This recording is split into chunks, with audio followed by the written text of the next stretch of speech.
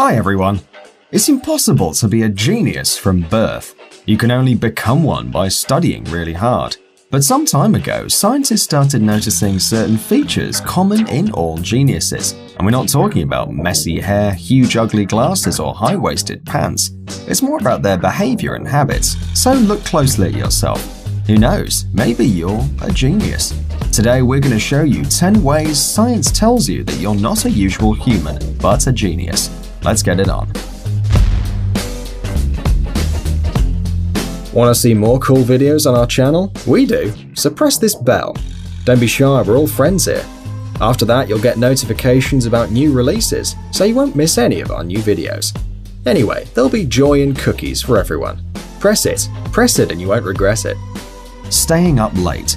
If you like to sleep till lunchtime and your top activity is at night, give yourself a plus. You've moved one step further in our genius ranking. The majority of brilliant minds are owls, not early birds. Maybe that's why great talented people suffer from insomnia. When you sleep only by day, what can you do at night? Right, work and create. Sense of humor. A study on people's perception of attractiveness revealed that students who get high marks in abstract thinking and verbal intelligence tests are also good jokers, and that makes them more attractive. So don't be afraid to joke, and hopefully if it is funny, people will call you a genius, or a clown, who knows. Stupid hobbies. Having a useless, weird hobby is another sign of geniusness. If you make piles of paper cranes or collect calendars instead of saving money, you might be a genius. For example, Angelina Jolie has been collecting knives ever since she was 12 years old. And Mark Zuckerberg, creator of Facebook, gives a shit and finds new hobbies every year. By the way, according to scientists, it's essential for geniuses to have hobbies. That way they distract themselves a little and soothe their nerves. Laziness. Everyone will love this one.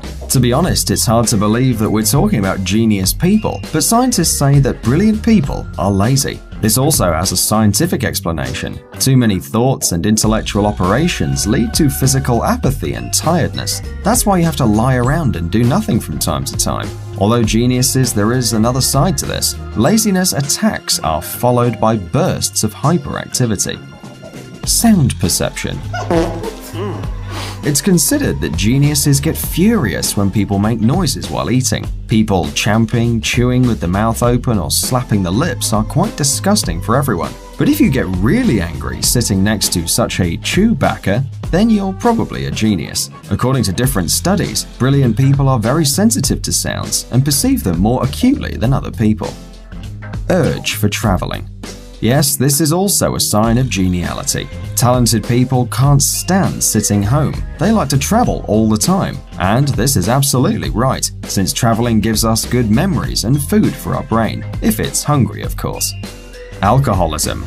Another trait is, unfortunately, a tendency for bad habits. Yes, many geniuses suffered from drug and alcohol abuse. Great French philosopher Jean-Paul Sartre smoked 2 packs of cigarettes, a few pipes of black tobacco, over a liter of strong alcohol including whiskey and vodka, 200 milligrams of amphetamines, barbiturates, and liters of tea and coffee on a daily basis. No wonder that the author of Nausea ended up in the hospital with nervous exhaustion, so don't get sucked into this and don't go overboard. Blue eyes. Not only your actions and judgments reveal your ability of thinking outside the box, but also your eye color. Joanna Rowe, professor emeritus at the University of Louisville in Kentucky, found that people with blue eyes are more likely to be strategic thinkers than their peers with darker eye colors. Rowe says she came to this conclusion after long research. Automatic doodling. Just when we thought the only good thing about doodling was reducing stress, we found a study proving that people with higher IQs turn to pencils and scraps of paper in times of need too. According to researchers, people with high intelligence need alternative processes for their intellectual output. The thing is that you're doodling because your brain wants to do something, and the more active your brain is, the more extraordinary and smart you are. So when you're drawing smiley faces and hearts, remember, your brain is processing another genius thought. Thinking before sleep.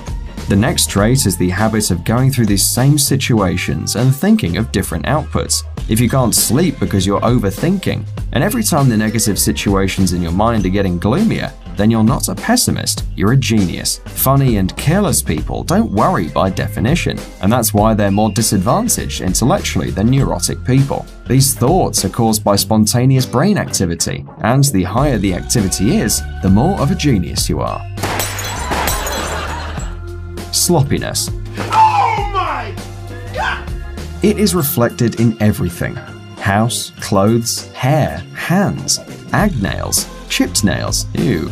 A genius would rather bite an agnail off than get some scissors. Studios and offices of brilliant people often resemble a dump, but a recent research revealed that a cluttered up table can lead to a more creative thinking.